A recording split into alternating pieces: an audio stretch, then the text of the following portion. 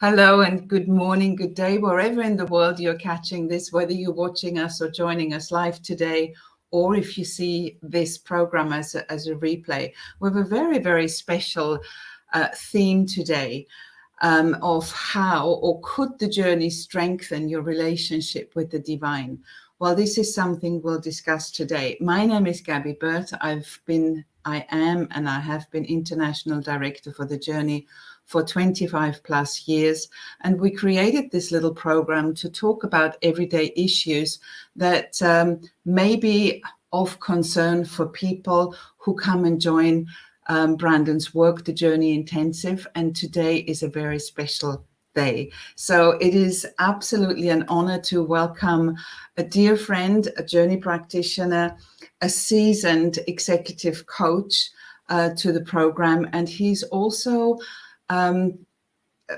practicing Jewish family and the son of a rabbi. And so we're talking about religion and everything that comes around it. No religion, yes religion, anything and everything that we have uncovered. So Yosi, will you please join me here on the screen? Welcome. Thank you so much for being here with us today, Yosi. It's an absolute pleasure and privilege to have this conversation with you. We've known each other for quite some time. And I think having come, if I can just say a little bit about Israel, because the Journey book was first published UK and Commonwealth in 1999. And then kind of in the early years of 2000, the book got translated into more and more languages. And I believe Israel came on board in 2007, and we came to Israel to give the first Journey Intensive in 2007. And it was there that I recognized and realized the country's differences of there are a lot of people who just live life not without religion, but are not observant. And then there are the observant Jewish people. And there is a big difference there. And I remember when we did the first Journey Intensive and then offered the practitioner program it was like there was a storm to the table for people wanting to take the program. And it was such a, oh my God, I'm getting goosebumps remembering this year, because this time was so liberating, but it was also liberating because on the other side, there was the German influence. I'm from Austria, so there was all of that influence. And there was the book had just been published in Germany a couple of years prior. And so there was a massive group of like 250 people coming together for these long retreats. And a lot of Jewish people, a lot of German people, a lot of people from all over the world and Europe. And so this is where the differences really, really showed up big time.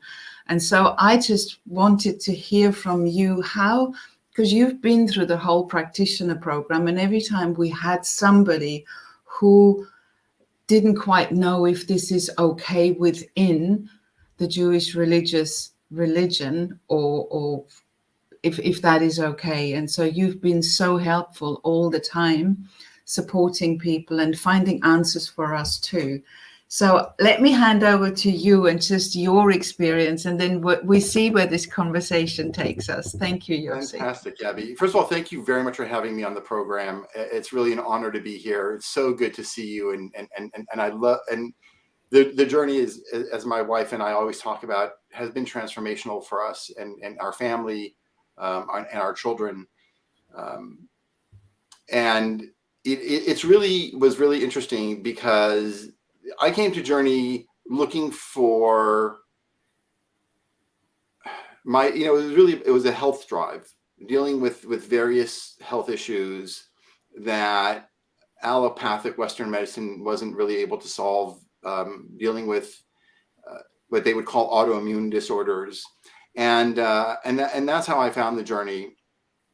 And I remember in my first Journey Intensive, I just didn't know what to make of it. And, part of it is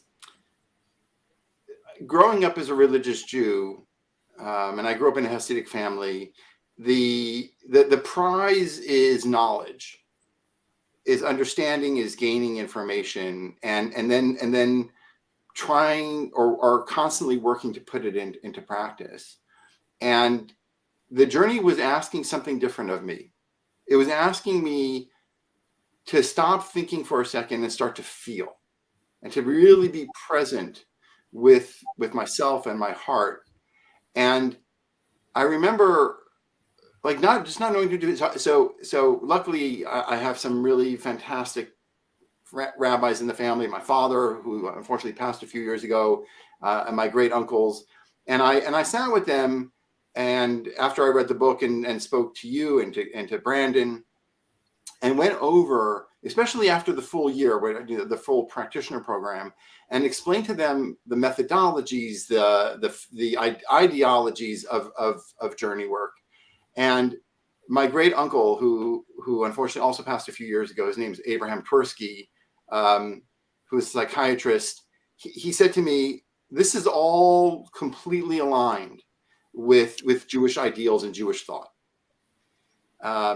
The idea of tuning into yourself, of meditation, of getting to understand what is driving behaviors and responses and reactions. And, I grew up with a really kind of funky relationship with God. My grandfather kind of like walked around with God surrounding him, and the presence in the house was very palpable, of love and of joy, of light. But then my schooling was more teaching me the rules. And as school tends to be, you have to follow the rules of the school, but also the rules of Judaism. And I, as a kid, I didn't really know how to merge rules with love. And so when I walked into this experience, and I started being able to discern emotions and discern the concept that just because I took something on as a belief that I interpreted, like my first time that I did a journey process, and you go to your campfire and you start to learn some of those advanced skills, right, on day 3 of the Journey Intensive. And you start to realize you've got these beliefs, but these beliefs might not actually support you, or really, and you took them on and you interpreted them. I started to learn how to discern and take away things that I took on that maybe my teachers never intended. Mm-hmm. And all of a sudden, I remember like almost breaking down and recognizing that the first time I encountered Source, that what God feels like versus what God sounds like. Mm-hmm. So, yeah, it was very powerful. That's beautiful. Wow. Thank you for those beautiful words, and it's so reflective of my own experience. And we chatted a little bit before we went live here, and I was sharing with Yosi, with you, how my upbringing was so very different. So my background is I come from Austria, and I was born into a family who was absolutely not religious at all. So even though Austria is to a very, very high percentage Catholic, and it's a God fearing, I think is probably a good word to use here, society and culture, I was never encouraged to go to church. I was never encouraged to believe anything. In fact, the opposite. I think my father was kind of not very, very fond of Christian religion, if I want to say that. So I think in real proper terms, you can say that we were an atheist family, but my parents kept me in as a Catholic and allowed me to make my own decision as I grew up. But then in your teens and your 20s, what do you do if you haven't got a background in that? It didn't even cross my mind whether it should or not, you know. So the idea of church, religion, God wasn't that present in my life, full stop. And it wasn't until I came to the journey, and I was a little bit like, I had no expectation, because Brandon doesn't speak about that either, in, you know, that she says, well, you know, that there is something spiritual or God or religious part of it, you know. So I had no clue, no thought, no expectation either. So I was one of those people who came totally innocent, knowing nothing, and started. I think I had so many things right in my face on this first Journey Intensive, which goes all the way back to 1996. And I didn't, you know, I was like, my emotions were just boiling up here. But then, as she so beautifully says, you know, emotions are the gateway to your soul. I didn't know what that meant either. And then, you know, opening in these emotions and dropping through various layers, and then coming to a place of disorientation, don't know, and staying there and opening even wider, and then dropping into something that was absolutely unknown to me, a presence that way surpassed anything I had ever experienced, and was huge, endless, vast.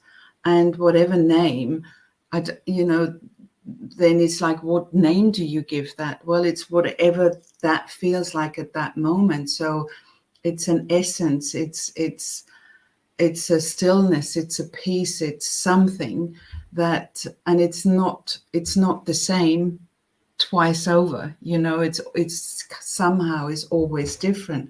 And so I landed in this recognition of myself as something very, very sacred and holy. And I didn't know that at all. And I can only say that my passion for the journey and for Brandon's work and doing what she's doing is that, and I haven't turned into a religious person at all. I'm bowing to this presence, this love that permeates life, the universe, all of us, that is who we truly are.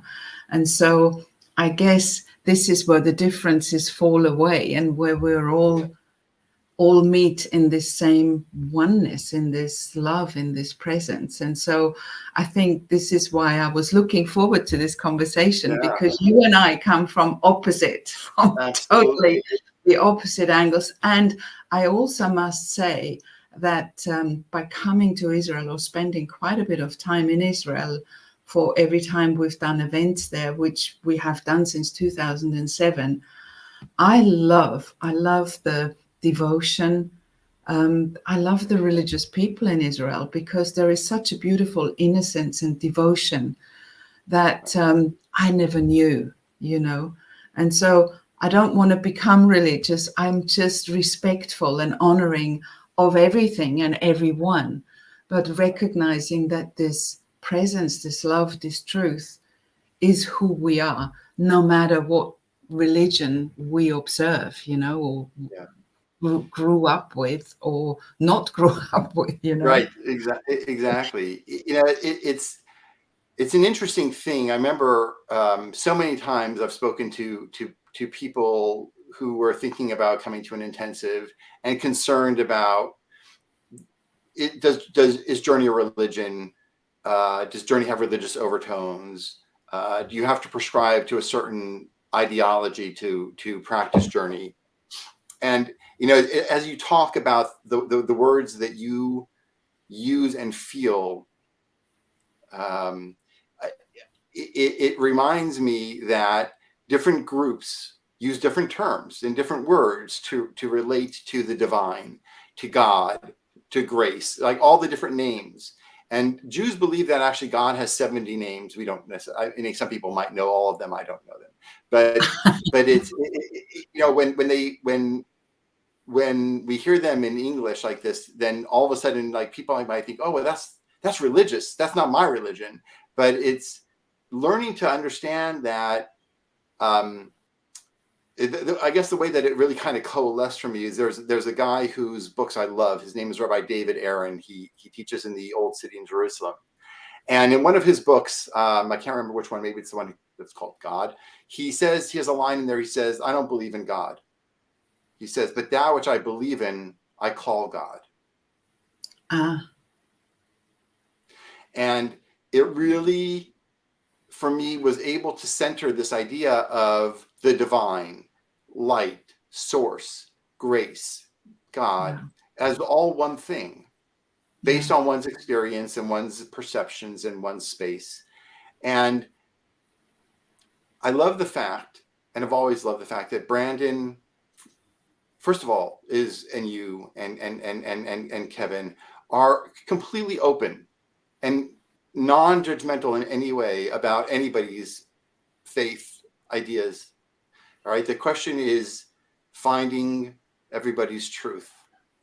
And the second is that while Brandon will speak of the divine and of source, there is no cultness, there's no indoctrination, there's no having to believe or follow or believe in Brandon as anything other than a person. And it leaves so much space for every religion that I've encountered to go deeper in those spaces through this work.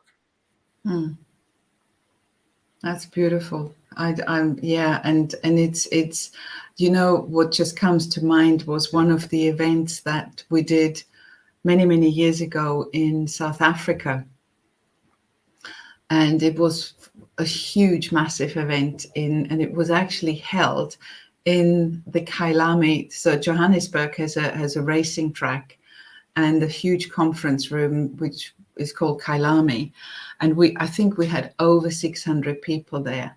And South Africa is a melting pot of cultures and religions and colors. And so you have the Europeans that went there, you have the Zulus, you have the Jews, you have the you have Indians, anything and everything. I have never seen so many different cultures and religions all in one room. And you could almost sense how the barriers between us as human beings fell away. It was a 2-day event with that number of people. The energy was, you could have cut it with a knife. It was so powerful, and it just fell away. And at the end of day one, there was no difference. There was no difference if somebody was black with curly hair, or if somebody wore a skull cap, or if somebody was a woman or a man, or belonged to this belief, or Muslim. There was a big community of Muslims. I have never experienced, I think it was a melting pot, and there was nothing left of separation. Once people opened into source, into this presence that I call universal, the essence of self, if we want to keep it that scientific, or infinite intelligence, or boundless potential, whatever we want to call it, whatever name we want to give it, or God. Once people experience that, our ideologies, our concepts of religion just left the room. So you could almost say it left the room, and love was present. And it was one of the most powerful events that I remember in such a melting point of so many different cultures and religions. So beautiful lessons. And everybody, once you open into source, there was no difference, and the recognition and realization of that. Yeah. So beautiful. It's so true that especially in pre-COVID, when we were together and we would travel to different locations, and you would interact with other people from other religions and other cultures, as you would process and start to let go of the things that blocked my experience of God, you realize God's plan showing up for everybody, regardless of religion, of belief, of not belief, of whatever it is. And it's now, I guess, even more international now that it's it's online, and it's so interesting that the way that I grew up in trying to understand why am I here? What is my purpose? Mm. Why did God make me? Why did God put me here at this time? And there's answers that rabbis will give, but it's hard to sometimes to feel it and to therefore trust, like true trust in it. And we have these concepts in Judaism. I'll say the Hebrew words and I'll translate them: bitachon and emunah, which is trust and faith. And what I've come to realize is that if I don't trust in myself or believe in myself, it's very hard for me to trust in something greater than myself, because it's hard to connect. And so in Journey, it helped me do that. It helped me learn to see myself more clearly. And within myself, as you drop through the layers and you experience this source, this unending experience of light and of, we call it source, but it almost, the word doesn't do it justice. No, I agree. Then you realize like the realizations that just come there. Just reminds me that we were talking about before about forgiveness as well. I grew up with this concept of the importance of forgiveness. And I remember when Brandon first introduced this, like all of my warning lights came up, like forgiveness, like, okay, here's this thing again. And I didn't even realize I had so much like angst built up about it, because, my inner judge is there all the time. And forgiveness was always a concept that I wanted to believe in, but I don't think I ever really knew how to do it. And going through a process and getting to that depth of myself and getting to know myself and where my judgments are coming from, then gave me the ability, as you say, right, the barriers fall away between people, and all of a sudden you see other people as pure light, as all parts of God, of the divine, of grace. And all of a sudden forgiveness becomes a really tangible, real thing. And you start to realize that when you forgive, how much you let go of the stuff you hold on to that just keeps you trapped in a cycle of unhealthy behavior, mindset, thoughts, and patterns. And it's the concept of love, like, so amazing. My gratitude to you and to Brandon and Kevin and Cliff is just unending, because I didn't even really know how to love my wife truly until I experienced love for myself. And that was only made available to me through learning through Brandon's teachings. Yeah, that's beautiful. I think I can say the same, because I think part of me, when I came to the journey, I was just coming to the end of my 30s, early 40s, 41 actually. And I was at a point in life where I kind of got exhausted working hard at living, working hard at being contented and happy. And the truth of the matter was that I was kind of numbed out on the inside. I think if I had stopped long enough and really kind of shone the light back here, in today's terms, I would have called it depression. I just would have never believed that if anybody had told me that. But my life was pretty good, you know, so we had a beautiful home. I have what I call the happy marriage. And I didn't know what love was. I knew here that everything was okay because the outside circumstances were all great. You know, money was okay, husband was okay, home was okay, everything was lovely, great. But on the inside, what that should feel like, I didn't know. And that only came when I came to the journey, a real waking up happening and being overwhelmed with gratitude for the preciousness of life. But I didn't know that before the journey.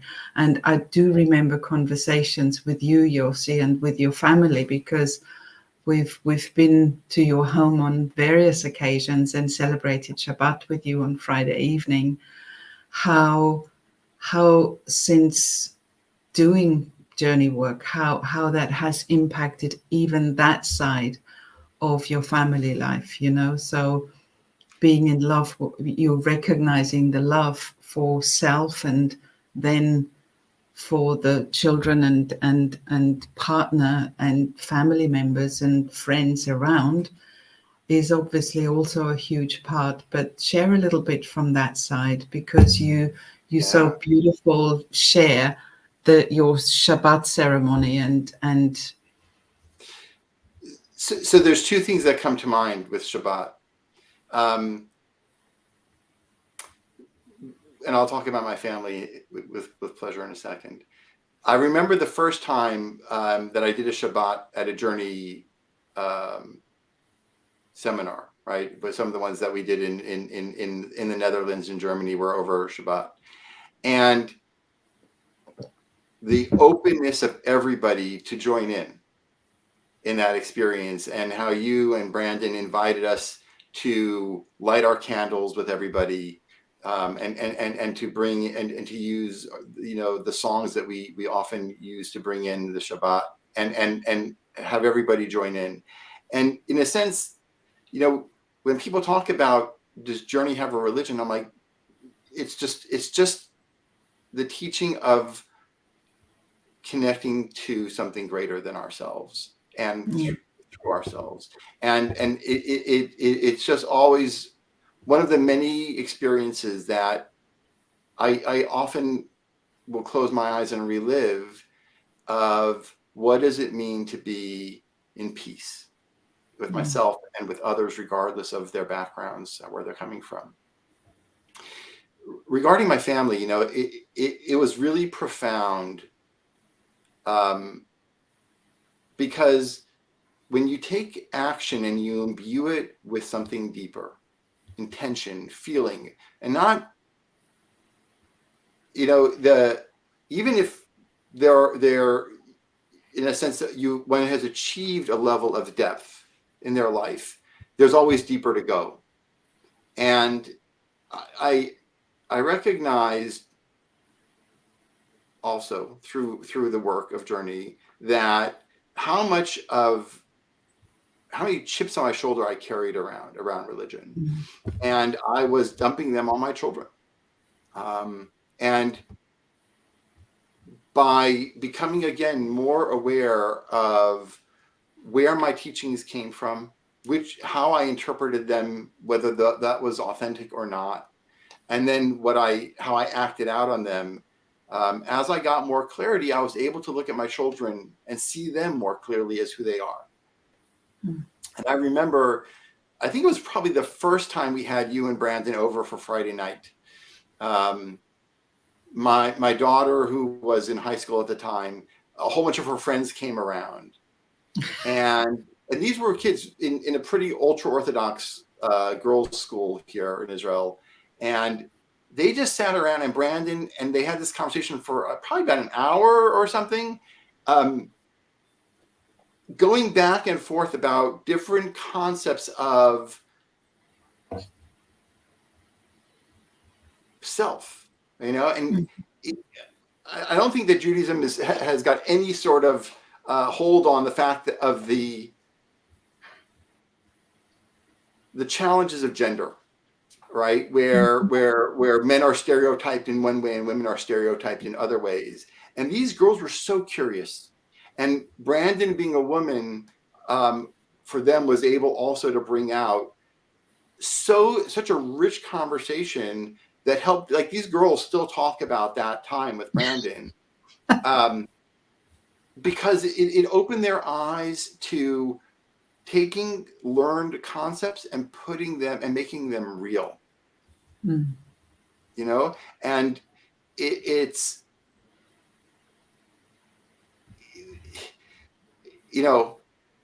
you've talked about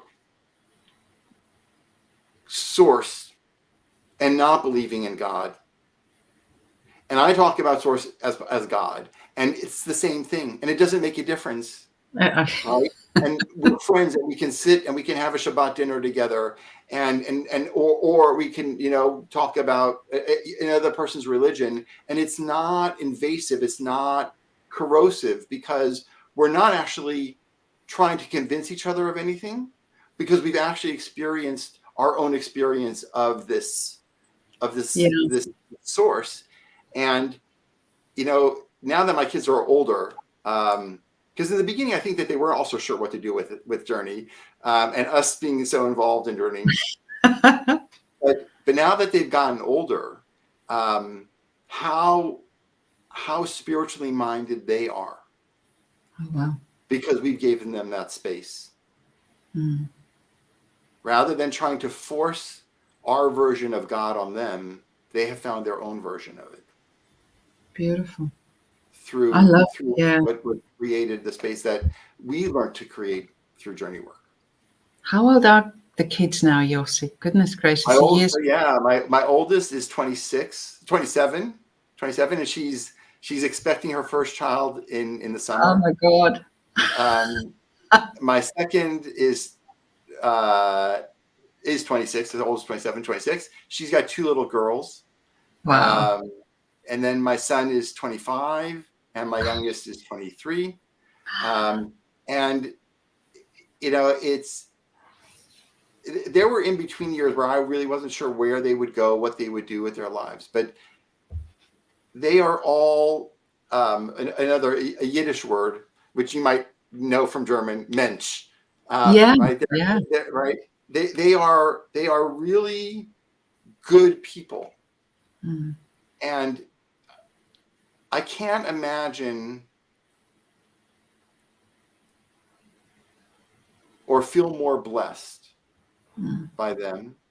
And knowing that we were given the gift of learning about ourselves in this way, of learning how to feel and not run away from emotion, learning how to recognize that God or the universe has created a drama around us, and we have the choice how we step into that or not. And as children become adolescents and they go through their challenges, the parents' reaction can have a lot of potential positive or negative impact on what the children will do. Right?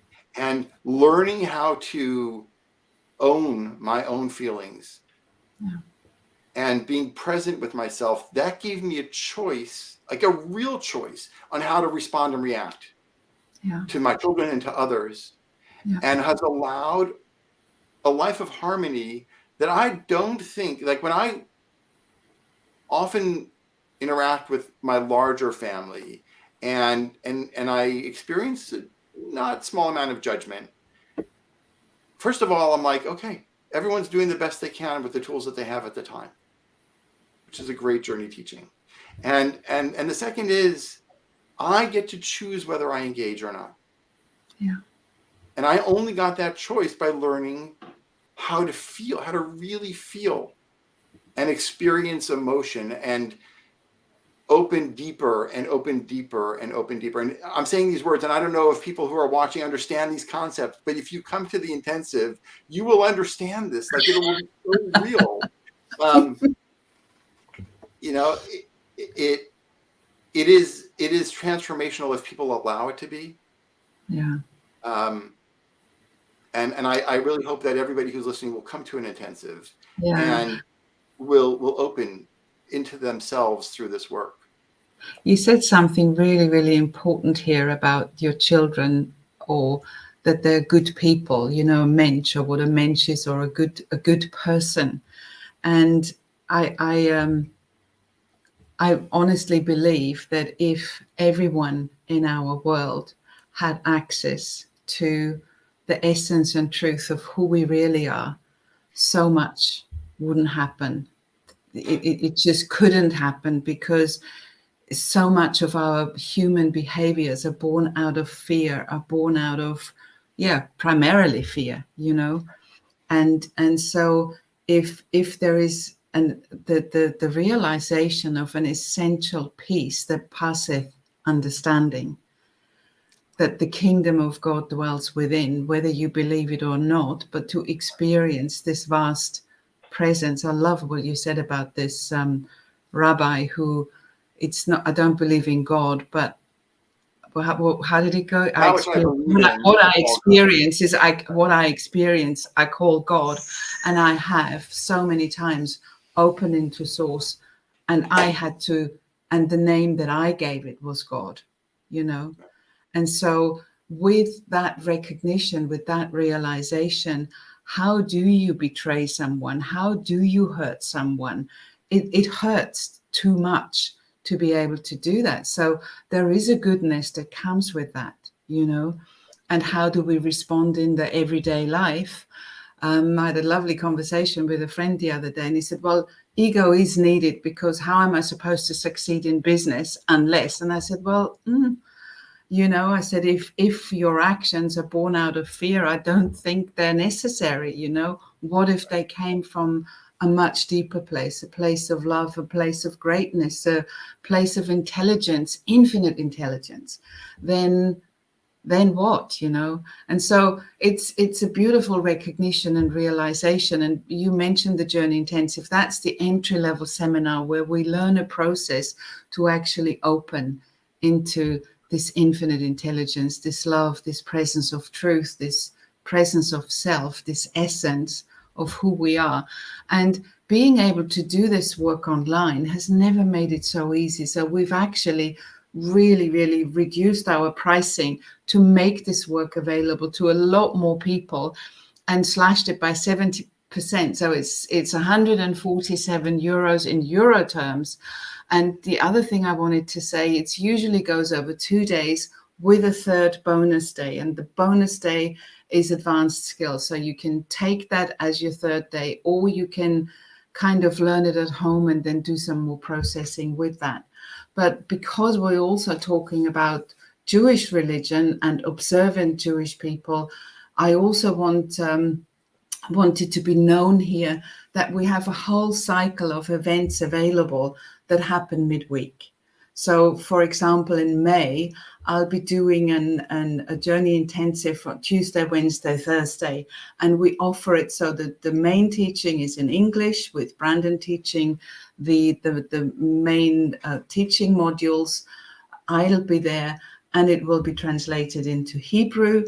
But it's Tuesday, Wednesday, Thursday. So if religious observant Jewish people can't do the Friday and Saturday, that's an opportunity. And the whole program, so the whole practitioner program, we have the possibility for each one of the modules to be taken in such a way that the observant religious people don't have to be online or with electricity or work in that sense on a Friday evening or Saturday. So that's just something I wanted to say. And my colleague Chris has just shared the links here. Please You can always find us in, on the website. You can leave messages there. You can on Facebook or somewhere leave messages, and we try and get through to you if you have messages. But it's been a really interesting conversation, and I've had somebody say that everything you're saying touches deeply, and at the beginning I was crying. The conversation is the opener of my day.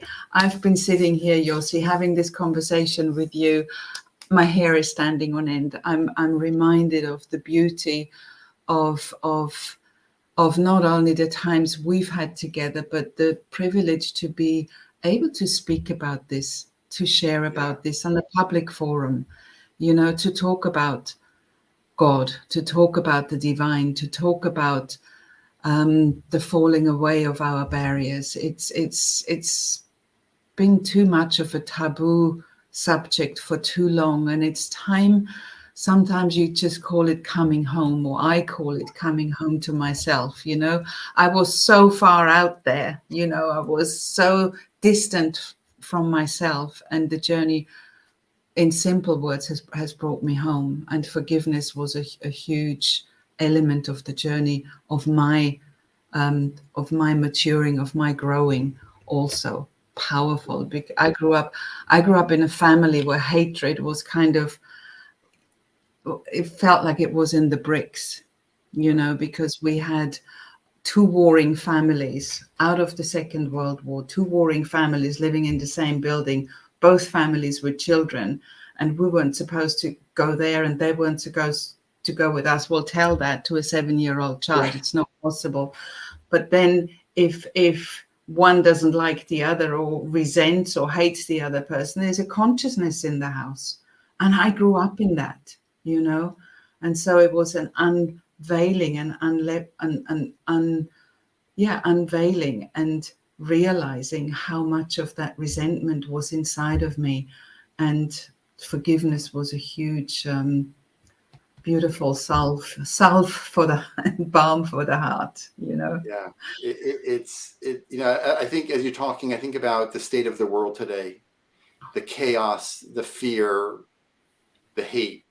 And I don't know how I would really get up and live each day if I didn't have the skills and the tools that I have gained since my first Journey Intensive, to recognize that when I allow myself to feel and to go deep and to come home, as you say, that God is here, life is here, grace is here, the universe, the global intelligence, whatever term one wants to give for that name, we call God, I call God, that it gives me the strength and the courage to face each day with trust and faith, with those words, bitachon and emunah. And the other thought that came as you were talking is, we have another concept in Judaism called dan lekav zchut, which is give people the benefit of the doubt.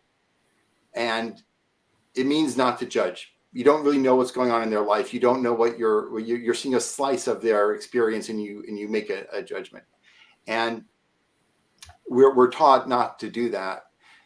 When you start to be able to realize that deeper element of all of us and that universal connectedness, you realize, how do you judge another person? You don't know what they're going through, but you yourself are always going through challenges that you're working through. And if other people view you in that challenge, right, what's the difference?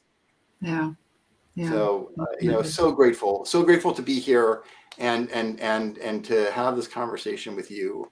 Thank you, Yosi. We just had a question come in from somebody, and I'd love to just give a brief answer. It's not an easy one, but Maya said, how to deal with hate from others, resentment for lived injustice, and how to overcome it. And so I'm going to ask Yosi to answer that. And what I would say is, if somebody hates me, or if I'm aware that somebody hates me, I certainly wouldn't spend any time with that person, but I would also look here inside myself if there is any hatred here, maybe not to that person, but maybe to someone else, maybe something from childhood. I just want to share briefly, I know we're coming to the end of our program. I lost my mum about she passed away 8 years ago. And it was in the last few years of her life. So she was probably in her 70s at the time. I lived in England then, already married to my husband. And I would always go and visit at least once or twice a year. And at one point I was at home and I could see that she was agitated. And I have no clue what was there with her, what came up for her. And she said to me, and my mum I remember, that's what I remember. She was quite ill when I was a child. So I didn't have the kind of mum I would have loved or wanted at that point. And she said to me, and it came out of nowhere. And she said, I don't understand why you hated me so much when you were a child. I nearly lost the ground under my feet, because the truth was I didn't hate her. I hated the fact that I didn't have a mum like so many other girlfriends had. I didn't have a healthy mum. I didn't have a mum who was kind of joyful and laughing and da da da da da. And so I was resentful of having that in my life. And so that was the real truth. We ended up both in tears, but it came to the surface, it was spoken. And when it came to the surface and was opened into, love and forgiveness was there. And I actually apologized and I explained. So we almost had like a real life campfire. And I explained to her what was going on for me as a child, not always, but at times. And I said, I'm so sorry, Mum. I didn't do it on purpose. It just happened like that. So if somebody hated me, and it's somebody who should really love me, then have a conversation, open up, and also not to engage, not to engage if there is some people who I haven't got anything in common, where there is just negativity coming my way. I extract myself. So that would be my answer to this question. I don't know what you have to offer. So everything that you said, I love. I think my additions would be that, the question is, how do you deal with hate from others? And I agree with you, right? That there's an important thing for me, which is surrounding myself with people who will support me and who will help me be at my best, and moving away from that. Now, sometimes those are family members, and it's not so easy to just move away from those who we have conflict from. So the first thing that, and going back to things we've talked about, is when you learn to process emotion really, and not view it from the outside, or not run away from it, or not, be distanced, but really to feel, embrace, and deep into the emotion, something shifts. And, I never understood that until I did an intensive where you actually get taken through and learn how to go down the layers. So learning how to really feel yourself, because then these concepts shift. And I know you said day 3 is optional. I don't know how day 3 is optional. Had I not learned advanced skills? But anyway, learning how to metaphorically and energetically do things like cleaning my energy, cutting away the cords between me and others where there are unhealthy relationships. It's unexplainable. It's unexplainable how these things that when is done in a campfire can translate all of a sudden to my practical relationship experience, but it often does. And often when I work with people and I break down what hate is, it comes down to what you said earlier, Gabby: fear of something, fear of different, fear of not understanding, confusion, misunderstanding, insult, which comes down to fear that you might be right, whatever. And so I can't control somebody else and what they're doing, but I certainly can control what I do with it. Do I take on the hate? Do I allow it to permeate my system? Do I cleanse myself? Do I cut away the connections that might be bonding us in unhealthy and unsupportive ways? And do I forgive? Do I forgive the fact that there is a discord here? And while I can't control their side, I can certainly control my side. And so that's how I deal with it, Maja, is I forgive. Because I think people are doing the best they can with the tools that they have at the time, even when those tools are wholly insufficient. Yeah. So true. So true. Well, I think that brings us to the end of our conversation, Yosi. I think we covered pretty much everything that we said we would go through. And I really, really want to thank you from the heart for being here with me today. And I really, really hope that we get together again sometime soon. I'm really looking forward. We have our first live event here in Greece now in May. And I think we're going to see more live events again, but online. Nothing gets lost. It's never been easier. We have such a beautiful trainer support, such a beautiful support, full stop. And it goes as deep as any live event I have ever experienced. So if this is someone's question, please come and join us. Our midweek event with Hebrew translation is from 16th to the 18th of May. So I will do the co-hosting, the teaching modules with Brandon. I pre-recorded, but everything is translated in Hebrew. And I would love to see you there. We have Hebrew-speaking trainers, people from Israel, people from all of Europe, and we have beautiful communities, Jewish communities all around the world, so not just in Israel. And it's would love to see you. I have really, really looking forward to this. Anyway, thank you, Yosi, so much. Lots of love. Yeah, so glad Lots of love to Lisa and to all the children. I can't believe they're adults now. What happened? Lovely. Thank you so much, and see you again soon. Huh? Okay. Thank you. Bye. Bye-bye. Bye-bye.